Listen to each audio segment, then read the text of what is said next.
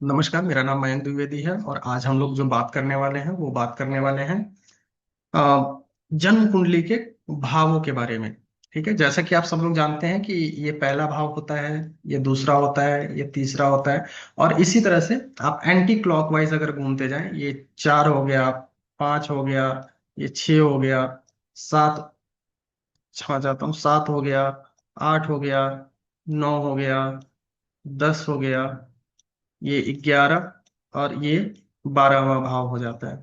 अब देखिए यहाँ पे नंबर जो है, ये सिर्फ मैंने आपको बताने के लिए लिखा है, लेकिन यहाँ पे नंबर जो है वो कुछ भी हो सकते हैं। ठीक है, लेट सपोज कि यहाँ पे अगर 2 होता है तो ऐसे ही एंटी क्लॉकवाइज, यहाँ पे 2 होगा तो यहाँ पे 3 होगा, यहाँ पे 4 होगा, यहाँ पे 5 होगा, यहाँ पे 6 होगा, इस तरह से आगे बढ़ेगा, है ना। अगर एक नंबर यहाँ पे लिखा हुआ है तो मेष लग्न की कुंडली होती है, 2 नंबर लिखा हुआ होता है तो वृषभ लग्न की कुंडली होती है, 3 लिखा होता है कन्या लग्न की कुंडली होती है, 4 लिखा होता है कर्क। ठीक है, इस तरह से आप आगे बढ़ते हैं, है ना। अब देखिए जैसे कि यहाँ पे ये सिर्फ मैंने भाव बताया, ये पहला भाव है, फर्स्ट हाउस है ना। तो ये first house, fourth house, seventh house और 10th हाउस, इसको हम केंद्र भाव कहते हैं। ये केंद्र हो जाते हैं जब कभी भी, अगर एस्ट्रोलॉजी में कहीं भी आप सुने केंद्र, तो इन्हीं 4 भावों के बारे में आपको सोचना है। ठीक है, कि इन्हीं 4 भावों में से किसी एक भाव के बारे में बात हो रही होगी। ठीक है, इसको कंटक भी कहते हैं। ठीक है, कंटक भाव भी कहते हैं या इसको चतुष्टय भाव भी कहते हैं। ठीक है, लेकिन कॉमन लैंग्वेज में इसको हम केंद्र ही बोलते हैं। ठीक है, तो आपको ये समझना है कि 1, 4, 7 और 10 ये केंद्र भाव होते हैं। ठीक है, अगले भाव की तरफ हम बढ़ेंगे तो अगले भाव होते हैं हमारे त्रिकोण। सर्वाधिक शुभ भाव कहा जाता है ना। या हम लक्ष्मी स्थान भी कहते हैं, है ना। अब देखिए, ये पहला भाव हो गया। पहला भाव त्रिकोण भी होता है और केंद्र भी होता है, तो ये आप याद रखिएगा, लग्न भाव इसको हम कहेंगे। ठीक है, लग्न जो है वो त्रिकोण और केंद्र दोनों में आता है। उसके बाद इसीलिए ये जब हम केंद्राधिपति दोष के बारे में जब आगे जाकर के हम पढ़ेंगे तो हमें मालूम होगा कि ये जो 10th हाउस और 7th हाउस, इसके लॉर्ड अगर सेम हो जाते हैं तो केंद्राधिपति दोष लगता है। लेकिन वही अगर पहले और चौथे के लॉर्ड अगर एक हो जाते हैं तो उसमें नहीं लगता है ना। तो ये खैर हम आगे जाकर के पढ़ेंगे, लेकिन अभी आप ये समझिए कि पहला भाव जो है वो त्रिकोण होता है, पंचम भाव जो है वो त्रिकोण होता है, नवम भाव जो है वो त्रिकोण होता है, सर्वाधिक शुभ स्थान माने जाते हैं। लग्न जो है वो आप स्वयं हो गए। पंचम भाव जो है हो गया आपका विद्या, आपकी विद्या जो है वो हो गई, पुत्र हो गए। ठीक है, ये पंचम भाव से देखा जाता है। आपका भाग्य देखा जाता है आपके नवम भाव से। ठीक है, तो ये त्रिकोण हो गया, सर्वाधिक शुभ माने जाते हैं, ध्यान रखिएगा। अब देखिए सर्वाधिक अशुभ, सर्वाधिक अशुभ जो है वो 2 स्थान होते हैं। 2 स्थान, कई लोग तृतीय को भी इसका पार्ट मानते हैं। ठीक है, तृतीय को भी इसका पार्ट मानते हैं, लेकिन सिक्स्थ, ये छठा भाव हो गया। ठीक है, ये 8वां भाव हो गया और ये 12वां भाव हो गया। ठीक है, ये जो है ये 2 स्थान होते हैं। इनके जो लॉर्ड होते हैं वो सामान्यतः अच्छे परिणाम जो है वो नहीं देते हैं। इन्हीं भावों के स्वामी जब एक दूसरे स्थान में चले जाते हैं, जैसे छठे के 8वें में, 8वें के 12वें में, 12वें के छठे में, 12वें के 8वें में, इस तरह से अगर चले जाते हैं तो ये जो है विपरीत राजयोग का निर्माण करते हैं। ठीक है, अच्छा स्थान नहीं है, अच्छे स्थान का इसका मालिक जो है वो अच्छा आपको फल नहीं दे रहा है। ठीक है, आपके लिए अशुभ है। वही अशुभता अगर किसी दूसरे अशुभ भाव में चले जाए, ठीक है, तो उस भाव को अशुभ कर देती है। यानी कि जैसे मान लीजिए ये रोग रिपु ऋण का भाव है, ये व्यय का भाव है ना, ये आकस्मिक दुर्घटनाओं का भाव है, इसका स्वामी अगर इधर चला जाएगा, खैर वो विपरीत राजयोग की बात है, लेकिन अभी फिलहाल आप ये समझ लीजिए कि ये 2 स्थान है। ठीक है, इनको 2 स्थान कहते हैं, या इसको त्रिक भाव भी कहते हैं। त्रिक भाव भी इसको कहा जाता है। ठीक है, आगे बढ़ते हैं, आगे आगे बात कर लेते हैं हम लोग। अगले जो भाव होते हैं वो होते हैं पणफर।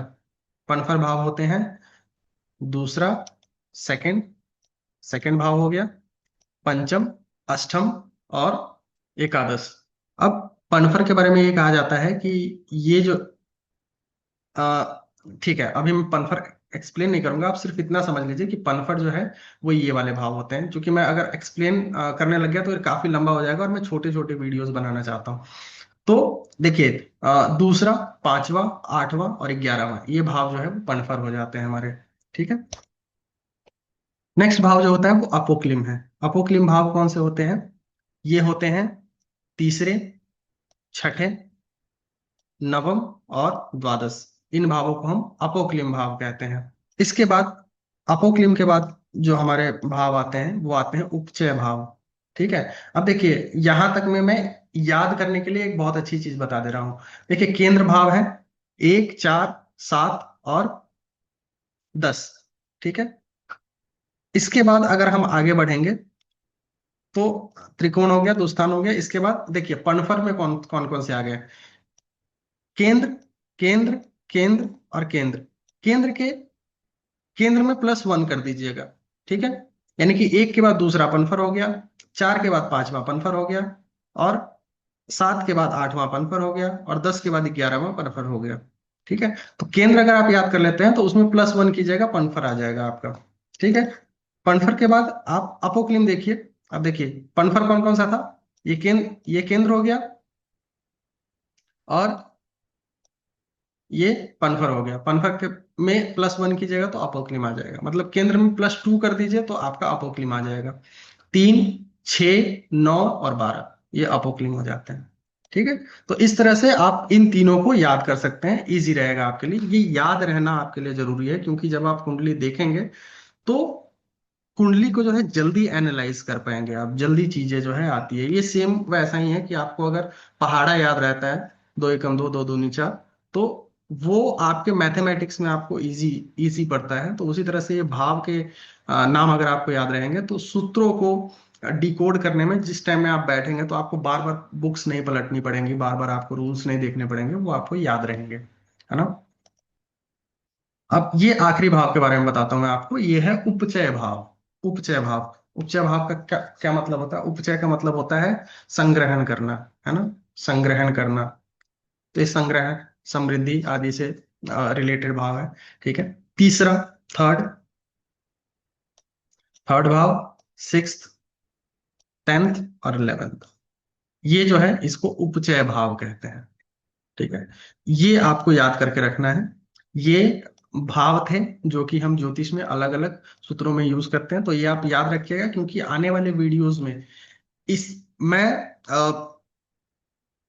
ये एक्सप्लेन नहीं करूंगा कि ये थर्ड हाउस है, सिक्स हाउस है, 10th हाउस है और 11th हाउस है। मैं उपचय भाव उसे कहूंगा।